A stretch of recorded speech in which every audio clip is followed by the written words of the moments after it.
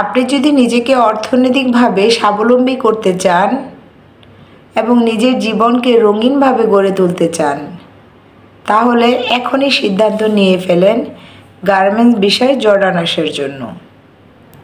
আজকে আমি আমার ভিডিওতে আলোচনা করব সহজে কিভাবে জর্ডান আসা যায়। আমি একটি ধাপে আলোচনা করে যাব। আপনারা মনোযোগ সহকারে আমার ভিডিওটি দেখবেন।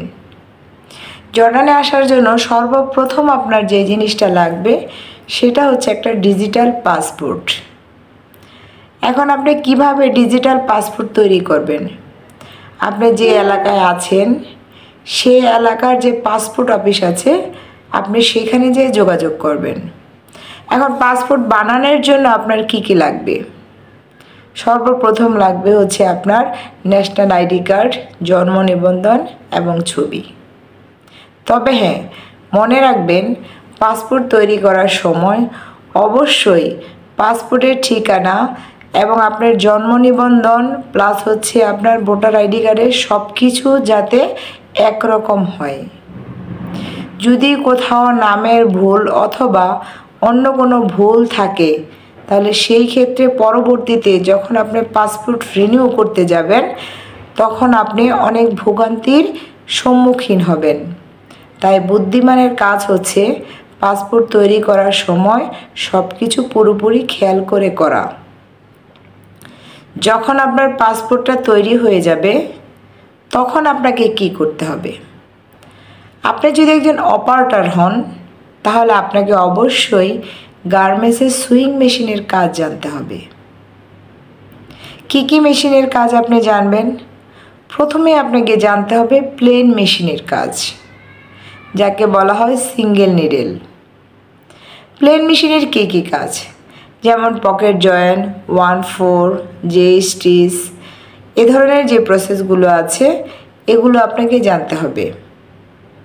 এছাড়াও 3 সুতা রবার লক, 5 সুতা রবার লক এবং চেন স্টিচ। আমাদের এইখানে সাধারণত বেশিরভাগ সময়ই দেখা যায় যে ওভারলক এবং চেন স্টিচ মেশিনে ইনসিএম, ব্যাগ রাইস, সাইড সিএম তৈরি করা হয়, যে কারণে এই দুইটি মেশিনের প্রতি বেশি গুরুত্ব দেওয়া হয়। এছাড়াও আপনার জন্য যদি আপনি ওয়েল পকেটের কাজ জানেন, যাকে আমরা বলি এপিডাব্লিউ মেশিন, তাহলে খুব ভালো। এছাড়া যদি আপনি কোয়ালিটি হন তাহলে অবশ্যই আপনাকে কোয়ালিটি সেক্টরের কাজগুলো জানতে হবে। যদি মেকানিক্স হন তাহলে মেকানিক্স পারপাস যে কাজগুলো সেগুলো আপনাকে জানতে হবে, কিভাবে মেশিন রিপেয়ারিং করতে হবে, এভরিথিং। যদি আপনি প্রোডাকশন স্টাফ হয়ে আসতে চান তাহলে আপনাকে সর্বপ্রথম যেটা জানতে হবে সেটা হচ্ছে একটা লেআউট কীভাবে তৈরি করতে হবে। একটা অপারেটর কিভাবে কাজ করবে তাকে কাজটা বুঝাই দিতে হবে।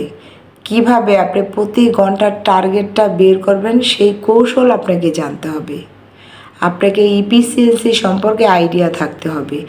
আপনি কত পার্সেন্ট ইফিসিয়েন্সি নিয়ে কাজ করছেন সেটা আপনাকে জানতে হবে।